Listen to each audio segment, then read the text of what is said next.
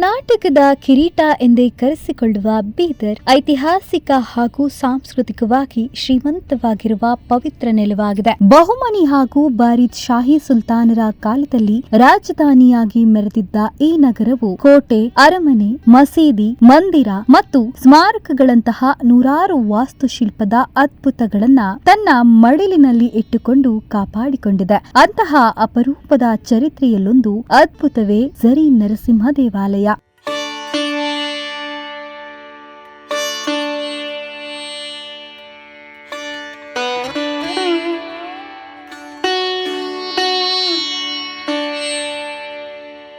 ನೀರಿನೊಳಗೆ ನಡೆದು ನರಸಿಂಹಸ್ವಾಮಿಯ ದರ್ಶನ ಪಡೆಯುವ ವ್ಯವಸ್ಥೆ ಹೊಂದಿರುವ ಈ ಅಪರೂಪದ ದೇವಾಲಯದ ಕುರಿತು ಈ ವಿಡಿಯೋದಲ್ಲಿ ಮಾಹಿತಿ ಕೊಡ್ತೀವಿ. ಅದಕ್ಕೂ ಮೊದಲು ನೀವು ನಮ್ಮ ಚಾನೆಲ್ ಅನ್ನ ಮೊದಲ ಬಾರಿಗೆ ನೋಡ್ತಿದ್ರೆ ತಪ್ಪದೇ ಸಬ್ಸ್ಕ್ರೈಬ್ ಮಾಡಿ.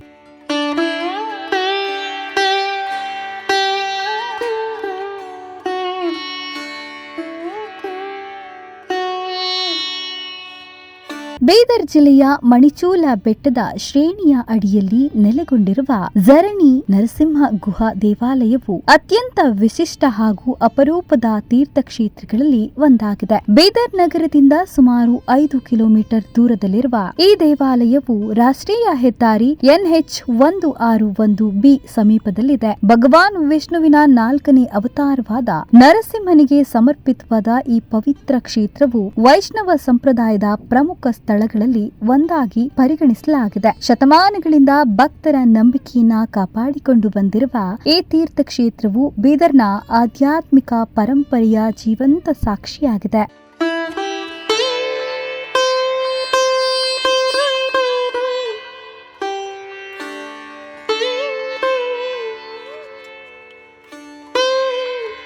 ಈ ದೇವಾಲಯದ ಪ್ರಮುಖ ವೈಶಿಷ್ಟ್ಯವೆಂದರೆ ಸುಮಾರು 300 ಮೀಟರ್ ಉದ್ದದ ಸುರಂಗಾಕಾರದ ಗುಹೆ. ಭಕ್ತರು ಎದೆಮಟ್ಟದವರೆಗೆ ಇರುವ ನೀರಿನೊಳಗೆ ನಡೆದುಕೊಂಡು ಹೋಗಿ ದೇವರ ದರ್ಶನ ಪಡೆಯಬೇಕಾಗುತ್ತದೆ. ಸದಾ ಹರಿಯುವ ಈ ನೀರು ಅಂತರ್ಜಲ ಮೂಲವಾಗಿತ್ತು. ಇದರಲ್ಲಿ ಗಂಧಕಾಂಶ ಇರುವುದರಿಂದ ಚರ್ಮ ರೋಗಗಳು ಗುಣವಾಗುತ್ತವೆ ಎಂಬ ನಂಬಿಕೆಯೂ ಇದೆ. ಇದೇ ವಿಶಿಷ್ಟತೆ ಈ ದೇವಾಲಯವನ್ನ ಜಗತ್ತಿನಲ್ಲೇ ಅಪರೂಪದ ಜಲಾಂತರ್ಗತ ನರಸಿಂಹ ದೇವಾಲಯವನ್ನಾಗಿ ಮಾಡಿದೆ. ಸುರಂಗದೊಳಗೆ ಕಾಲಿಟ್ಟ ಕ್ಷಣದಿಂದಲೇ ಭಕ್ತರು ವಿಭಿನ್ನ ಲೋಕಕ್ಕೆ ಪ್ರವೇಶಿಸಿದ ಅನುಭವಗಳನ್ನ ಹೊಂದುತ್ತಾರೆ. ಭೂಮಿಯ ಅಂತರಾಳದಲ್ಲಿ ರೂಪುಗೊಂಡ ಈ ದಾರಿ ಕೇವಲ ದೇವಾಲಯದ ಮಾರ್ಗವಲ್ಲ, ಅದು ಭಕ್ತಿ ಮತ್ತು ಸಾಹಸದ ಸಂಗಮವಾಗಿರುವ ಒಂದು ಆಧ್ಯಾತ್ಮಿಕ ಪ್ರಯಾಣವಾಗಿದೆ. ಸುರಂಗದೊಳಗೆ ಎದೆಮಟ್ಟದ ತಣ್ಣನೆಯ ನೀರಿನಲ್ಲಿ ನಡೆದು ಸಾಗುವ ಅನುಭವವೇ ಅಪೂರ್ವ. ಪ್ರತಿಯೊಂದು ಹೆಜ್ಜೆಯಲ್ಲೂ ನೀರಿನ ಸ್ಪರ್ಶ ಮನಸ್ಸಿಗೆ ಶಾಂತಿಯನ್ನು ನೀಡುತ್ತದೆ. ಸದಾ ಹರಿಯುವ ಈ ಅಂತರ್ಜಲವು ಪ್ರಕೃತಿಯ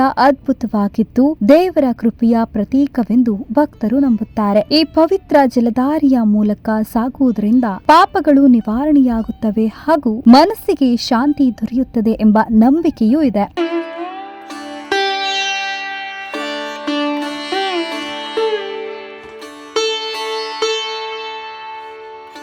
ಗುಹೆಯೊಳಗಿನ ಕತ್ತಲು, ಗೋಡೆಗಳಿಗೆ ಅಳವಡಿಸಲಾದ ಮಂದ ಬೆಳಕು ಮತ್ತು ಕೆಂಪು ಲ್ಯಾಟರೈಟ್ ಶಿಲೆಗಳ ವಿನ್ಯಾಸ ಇವೆಲ್ಲವೂ ಸೇರಿ ಅಲೌಕಿಕ ವಾತಾವರಣವನ್ನ ಸೃಷ್ಟಿಸುತ್ತವೆ. ಭೂಗರ್ಭದ ಆಳದಲ್ಲಿ ಸಾಗುತ್ತಿರುವ ಅನುಭವವು ಮನಸ್ಸಿನಲ್ಲಿ ಭಯ ಮತ್ತು ಭಕ್ತಿಯ ಸಂಯೋಜನೆಯನ್ನ ಮೂಡಿಸುತ್ತದೆ. ಇದು ಪ್ರಕೃತಿಯ ಮತ್ತು ವಾಸ್ತುಶಿಲ್ಪದ ಅಪೂರ್ವ ಸಮನ್ವಯವನ್ನ ಪ್ರತಿಬಿಂಬಿಸುತ್ತದೆ. ಮುಂದೆ ಸಾಗಿದಂತೆ ಸುರಂಗದ ಆಳ ಮತ್ತು ಮೌನವು ರೋಮಾಂಚನವನ್ನ ಹೆಚ್ಚಿಸುತ್ತದೆ. ಗೋವಿಂದ ಗೋವಿಂದ ಮತ್ತು ನರಸಿಂಹ ಹರಿ ಎಂಬ ನಾಮಸ್ಮರಣೆಯ ಘೋಷ ಗುಹೆಯೊಳಗೆ ಪ್ರತಿಧ್ವನಿಸಿ ಭಕ್ತಿಯ ಪರಮಾವಧಿಯನ್ನ ತಲುಪಿಸುತ್ತದೆ.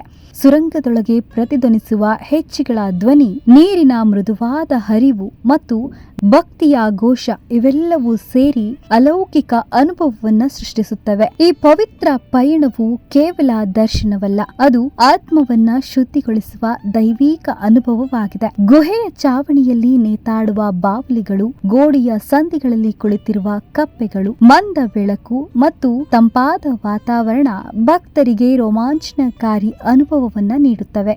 ಯಾತ್ರಿಕರ ಸುರಕ್ಷತೆಗೆ ವಿದ್ಯುತ್ ದೀಪಗಳು ಮತ್ತು ಗಾಳಿಯ ಹರಿವಿಗಾಗಿ ಆಮ್ಲಜನಕದ ಕೊಳವೆಗಳನ್ನ ಅಳವಡಿಸಲಾಗಿದೆ. ಈ ಆಧುನಿಕ ಸೌಲಭ್ಯಗಳ ನಡುವೆಯೂ ಗುಹೆಯ ಸಹಜ ವೈಭವ ತನ್ನ ವೈಶಿಷ್ಟ್ಯಗಳನ್ನ ಉಳಿಸಿಕೊಂಡಿದೆ. ಗುಹೆಯ ಕೊನೆಯಲ್ಲಿ ಲ್ಯಾಟರೈಟ್ ಶಿಲೆಯ ಗೋಡೆಯ ಮೇಲೆ ಸ್ವಯಂಭೂವಾಗಿ ಪ್ರತ್ಯಕ್ಷವಾದ ನರಸಿಂಹಸ್ವಾಮಿಯ ಮೂರ್ತಿ ಕಾಣುತ್ತದೆ. ಈ ವಿಗ್ರಹವು 3 ಭಾಗಗಳಲ್ಲಿ ಹೊಂದಿದ್ದು, ಕೆಳಭಾಗದಲ್ಲಿ ಪಾದುಕೆಗಳು, ಮಧ್ಯದಲ್ಲಿ ಶಾಲಾಗ್ರಾಮ ಶಿಲೆ ಮತ್ತು ಮೇಲ್ಭಾಗದಲ್ಲಿ ಉಗ್ರ ರೂಪದ ಸಿಂಹ ಮುಖವಿದೆ. ಇದರ ಸಮೀಪದಲ್ಲೇ ಶಿವಲಿಂಗ ಮತ್ತು ನಂದಿಯ ವಿಗ್ರಹವೂ ಇದೆ. ಗರ್ಭಗುಡಿಯಲ್ಲಿ ಒಂದೇ ಸಮಯದಲ್ಲಿ ಸುಮಾರು 8 ಜನರು ಮಾತ್ರ ದರ್ಶನವನ್ನ ಪಡೆಯಬಹುದು.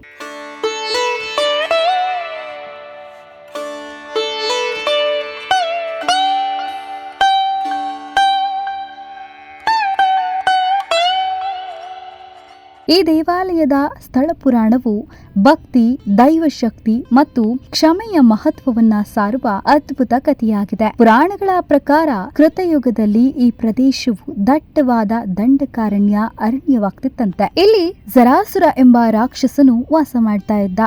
ಅವನು ಮಹಾಶಿವಭಕ್ತನಾಗಿದ್ದರೂ ಸಹ ತನ್ನ ಅಹಂಕಾರದಿಂದ ಋಷಿಮುನಿಗಳು ಮತ್ತು ಸಾಮಾನ್ಯ ಜನರನ್ನ ಹಿಂಸಿಸುತ್ತಿದ್ದನು. ಅವನ ಕ್ರೌರ್ಯದಿಂದ ಸಂಕಟಗೊಂಡ ಸಜ್ಜನರು ವಿಷ್ಣುವಿನ ಅವತಾರವಾದ ನರಸಿಂಹಸ್ವಾಮಿಯನ್ನ ಪ್ರಾರ್ಥಿಸಿದರು. ಭಕ್ತರ ಆರ್ತನಾದಕ್ಕೆ ಸ್ಪಂದಿಸಿದ ಭಗವಾನ್ ನರಸಿಂಹನು ಪ್ರತ್ಯಕ್ಷನಾಗಿ ಜರಾಸುರನೊಂದಿಗೆ ಭೀಕರ ಯುದ್ಧವನ್ನ ನಡೆಸಿದನು. ಯುದ್ಧದ ಅಂತ್ಯದಲ್ಲಿ ನರಸಿಂಹನು ಅವನನ್ನ ಸಂಹರಿಸಲು ಮುಂದಾದಾಗ ಜರಾಸುರನು ತನ್ನ ಶಿವಭಕ್ತಿಯನ್ನ ಸ್ಮರಿಸಿ ಕರುಣೆಗೆ ಬೇಡಿಕೊಂಡನು. ಆತನ ಅಂತಿಮ ಕ್ಷಣದಲ್ಲಿ ನರಸಿಂಹನು ಅವನಿಗೆ ವರವನ್ನ ಕೇಳಲು ಅವಕಾಶವನ್ನ ನೀಡಿದನು. ಆಗ ಜರಾಸುರನು ವಿನಮ್ರವಾಗಿ ತನ್ನ ಹೆಸರನ್ನ ಅಮರಗೊಳಿಸುವಂತೆ ಬೇಡಿಕೊಂಡನು. ಅವನ ಭಕ್ತಿಗೆ ಮೆಚ್ಚಿದ ನರಸಿಂಹನು ತನ್ನ ಹೆಸರಿನೊಂದಿಗೆ ಅವನ ಹೆಸರನ್ನ ಜೋಡಿಸಿ ಇಲ್ಲಿ ನೆಲೆಸುವುದಾಗಿ ವರವನ್ನ ನೀಡಿದನು. ಹೀಗೆ ನರಸಿಂಹನು ಜರಾಸುರನನ್ನ ಸಂಹರಿಸಿ ಅವನಿಗೆ ಮೋಕ್ಷವನ್ನ ನೀಡಿದನು. ಪುರಾಣ ಕಥೆಯ ಪ್ರಕಾರ ಅವನ ದೇಹವು ನೀರಾಗಿ ಪರಿವರ್ತನೆಗೊಂಡು ಭಗವಂತನ ಪಾದಗಳಿಂದ ಹರಿಯತೊಡಗಿದನು. ಈ ಕಾರಣದಿಂದಲೇ ಗುಹೆಯೊಳಗೆ ಸದಾ ನೀರು ಹರಿಯುತ್ತಿದ್ದು, ಈ ದೇವಾಲಯವು ಝರಿಣಿ ನರಸಿಂಹ ಅಥವಾ ಝರಿ ನರಸಿಂಹ ಎಂಬ ಹೆಸರಿನಿಂದ ಪ್ರಸಿದ್ಧಿಯಾಯಿತು. ಈ ಗುಹೆಯಲ್ಲಿ ಜರಾಸುರನು ಪೂಜಿಸುತ್ತಿದ್ದ ಶಿವಲಿಂಗವೂ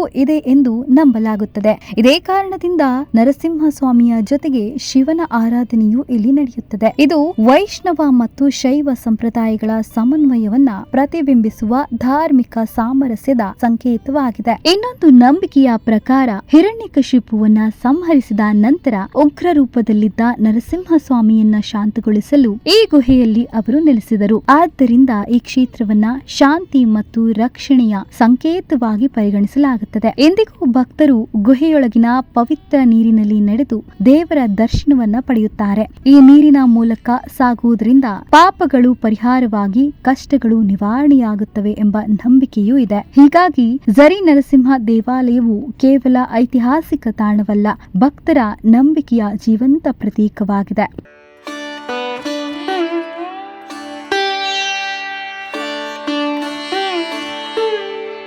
ಬೀದರ್ ಪ್ರದೇಶವು ಕೆಂಪು ಲ್ಯಾಟರೈಟ್ ಶಿಲೆಗಳಿಗಾಗಿ ಪ್ರಸಿದ್ಧಿಯಾಗಿದೆ. ಈ ಶಿಲೆಗಳ ಸೀಳುಗಳಲ್ಲಿ ಸಂಗ್ರಹವಾಗುವ ನೀರು ಬೊಗ್ಗೆಯಾಗಿ ಹೊರಹೊಮ್ಮುತ್ತದೆ. ಇದೇ ಕಾರಣದಿಂದ ಗುಹೆಯೊಳಗೆ ನಿರಂತರವಾಗಿ ನೀರು ಹರಿಯುತ್ತದೆ. ಇಂತಹ ಜಲಮೂಲಗಳನ್ನ ಗುರುನಾನಕ್ ಝೀರಾ ಸಾಹಿಬ್, ಪಾಪನಾಶ ಶಿವ ದೇವಾಲಯ ಸೇರಿದಂತೆ ಬೀದರ್ನಲ್ಲಿ ಅನೇಕ ಪವಿತ್ರ ಕ್ಷೇತ್ರಗಳಲ್ಲಿ ಕಾಣಬಹುದು. ಈ ದೇವಾಲಯದಲ್ಲಿ ಪ್ರತಿದಿನ ಪೂಜಾ ಕಾರ್ಯಗಳು ನಡೆಯುತ್ತವೆ. ಭಕ್ತರಿಗೆ ಪ್ರಸಾದವಾಗಿ ತೆಂಗಿನಕಾಯಿಯನ್ನ ನೀಡಲಾಗುತ್ತದೆ.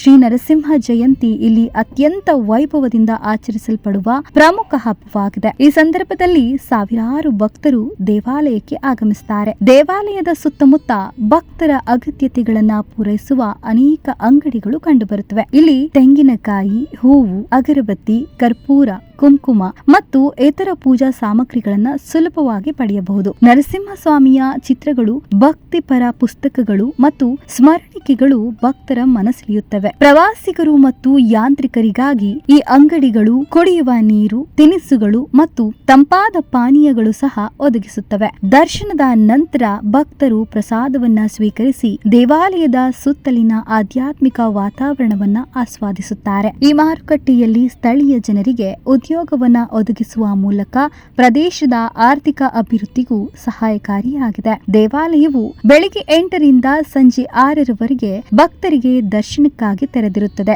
ಬೀದರ್ ನಗರದಿಂದ ಇಲ್ಲಿಗೆ ಬರಲು ಸಾಕಷ್ಟು ಆಟೋ ಬಸ್ಗಳ ಸೌಲಭ್ಯವೂ ಇದೆ. ಝರಣಿ ನರಸಿಂಹ ಗುಹಾ ದೇವಾಲಯವು ಕೇವಲ ಒಂದು ತೀರ್ಥಕ್ಷೇತ್ರವಲ್ಲ, ಅದು ಭಕ್ತಿ, ಪ್ರಕೃತಿ ಮತ್ತು ವಾಸ್ತುಶಿಲ್ಪದ ಅದ್ಭುತ ಸಂಗಮವಾಗಿದೆ. ನೀವು ಬೀದರ್ಗೆ ಒಮ್ಮೆ ಭೇಟಿ ನೀಡಿದ್ರೆ ಈ ಪವಿತ್ರ ಪುಣ್ಯಕ್ಷೇತ್ರಕ್ಕೆ ಭೇಟಿ ನೀಡೋದನ್ನ ಮಾತ್ರ ಮರಿಬೇಡಿ. ಈ ವಿಡಿಯೋ ಇಷ್ಟವಾದಲ್ಲಿ ನಿಮ್ಮ ಸ್ನೇಹಿತರೊಂದಿಗೆ ಮರೆಯದೆ ಶೇರ್ ಮಾಡಿ.